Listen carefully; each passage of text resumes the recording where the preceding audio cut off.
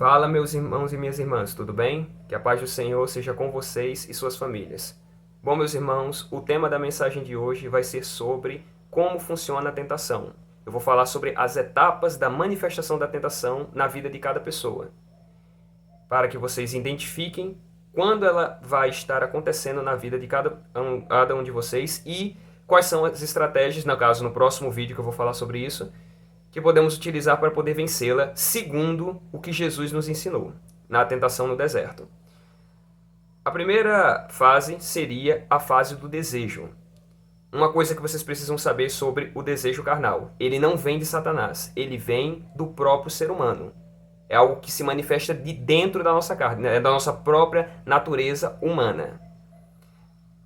Esses desejos eles podem ser pecaminosos, como nós encontramos em Marcos 7, versículo 21 a 23, que está escrito: porque de dentro do coração dos homens é que procedem os maus desígnios, a prostituição, os furtos, os homicídios, os adultérios, a avareza, as malícias, o dolo, a lascívia, a inveja, a blasfêmia, a soberba, a loucura. Ora, todos esses males vêm de dentro e contaminam o homem.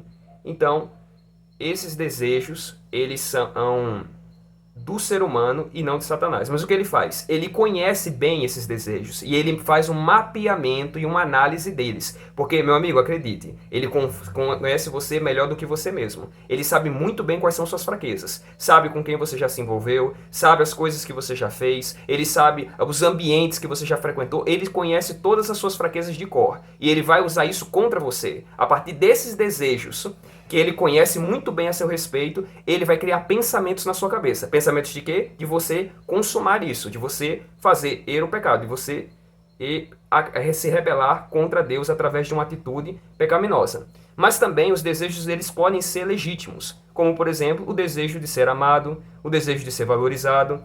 Mas a maneira como você escolhe realizar isso na sua vida, ou o tempo, não é o certo. Então isso acaba sendo pecaminoso do mesmo jeito.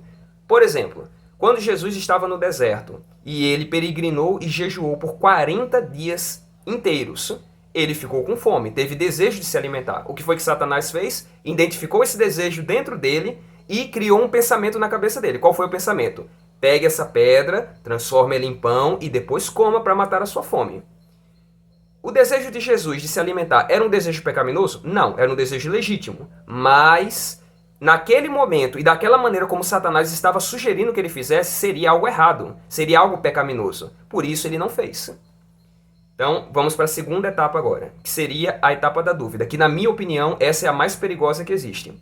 Porque ele começa a plantar dúvidas na sua cabeça, se de fato você deve não consumar esse pecado. Ele começa a fazer você duvidar de quem você é e do propósito que Deus tem para sua vida. Como, por exemplo, dúvidas no seguinte sentido: será que é errado mesmo? Será que eu não estou sendo muito radical? Será que isso é besteira da igreja, besteira do pastor? Ah, mas eu não estou vivendo no tempo da graça? Se eu pedir perdão logo depois de pecar, não já está tudo certo? Muitos pensamentos como esse, tenho certeza que já devem ter surgido na cabeça de vocês que estão me assistindo. Já surgiram na minha cabeça também, muitos deles. Mas, infelizmente, isso acontece com todo mundo. Mas lembre-se, isso não é coisa sua, isso é coisa do diabo. É ele que planta dúvidas na sua cabeça. Ele tenta fazer você duvidar de quem você é e do que Deus tem guardado para você e tem dito para você guardar sobre seus mandamentos. Mais uma vez, vou usar o exemplo de Jesus no deserto. Quando ele foi tentado, a primeira vez, no caso da pedra, o diabo ele falou, a primeira coisa que ele falou foi: se tu és o filho de Deus. E depois, a segunda vez, ele falou quando levou Jesus para o pináculo do templo e disse para ele se atirar de lá. Ele disse mais uma vez: se tu és o filho de Deus. Está vendo? Colocando dúvidas na cabeça de Jesus sobre quem ele era e qual era o propósito dele na terra. Ele faz isso com a gente também. Ele tenta fazer a gente duvidar disso. Não permita. Lembre-se, isso é coisa do diabo. Ok?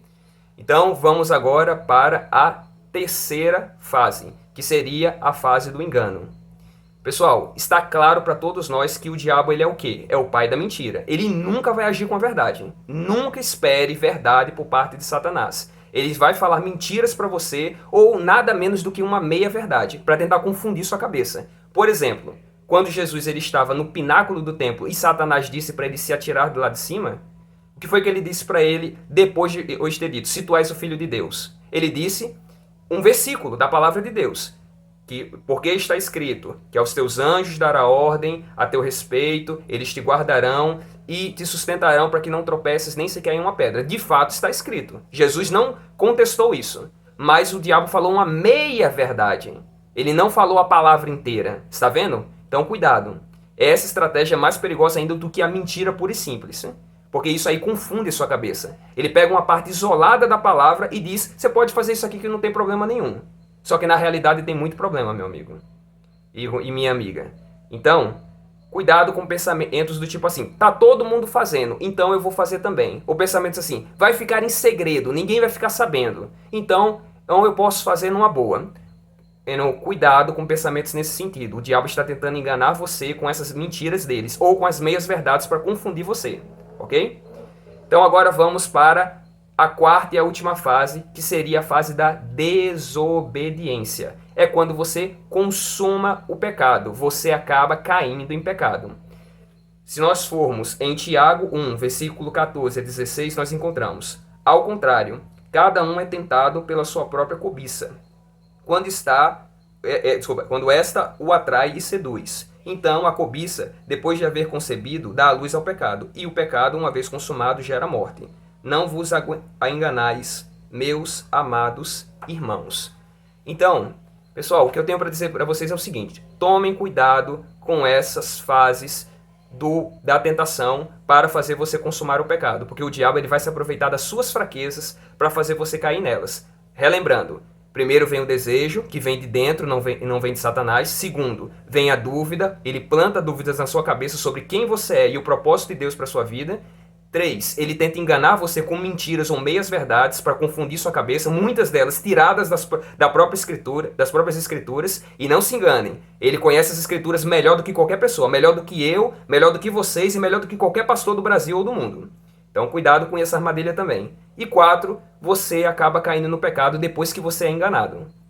Mas aí vocês devem estar se perguntando, mas Wilder, o que eu faço então para evitar que eu chegue nessa fase da desobediência e peque contra o meu Deus? No próximo vídeo eu vou explicar para vocês as estratégias que Jesus usou para vencer a tentação no deserto. Como ele fez Satanás fugir de medo dele depois que ele usou essas estratégias, ok? Para ficar mais fácil. Não usem as suas estratégias. Qualquer estratégia que vem do ser humano é carnal. E tudo que é carnal não nos ajuda a vencer Satanás. Nós precisamos de algo espiritual. O espiritual consegue combater Satanás, mas o carnal só nos enfraquece, ok? Essa é uma dica que eu dou para vocês. Bom, pessoal, a mensagem do vídeo foi essa. Espero muito que vocês tenham gostado. Vou deixar a bênção apostólica para vocês. Que a graça do nosso Senhor Jesus Cristo, que o amor de Deus e que a comunhão do Espírito Santo seja com todos vocês e suas famílias para sempre. Amém. Muito obrigado, meus irmãos, e até o próximo vídeo.